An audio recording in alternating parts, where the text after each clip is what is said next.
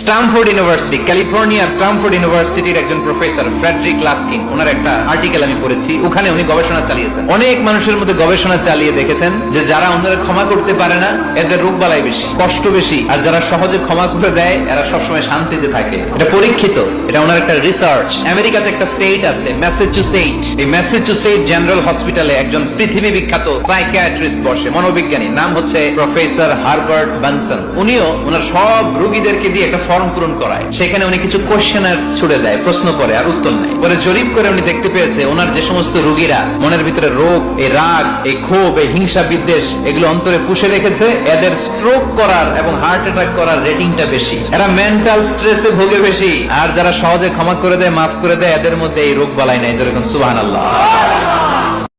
Stamford university, ক্যালিফোর্নিয়ার Stamford ইউনিভার্সিটির একজন সিগারেট পৃথিবীর একমাত্র খাবার যেই খাবারের প্যাকেটের উপরে এই খাবারের বদনাম লেখা থাকে। কালিয়ারার বাজারে এক ধরনের বিস্কুট আসছে, মনে করলেন, দেখলেন যে বিস্কুটের গায়ের মধ্যে লেখা এই বিস্কুট যেই খাবে তারই ডায়রিয়া হবে। খাবেন? দোকানওয়ালারা কি কইবেন?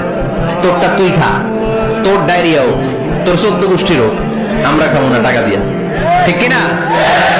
কিন্তু কি আজীব তামাশা, এই সিগারেটের উপরে লেখা এটার বদনাম, যে এটা খেলে কি হয়? ক্যান্সার। এরপরও আমরা খাই। তারপর এটা হয় টোবাকো প্ল্যান্টস থেকে, তামাক পাতা থেকে। কালিয়ারায় তামাকের চাষ হয় নাকি?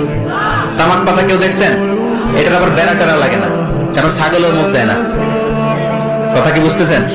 তো যে এটা ছাগলও মুখ লাগাইলো না, আশরাফুল মাখলুকাত হয়ে, আল্লাহর শ্রেষ্ঠ জীব হয়ে আপনি এটা মুখে লাগাইতে পারেন?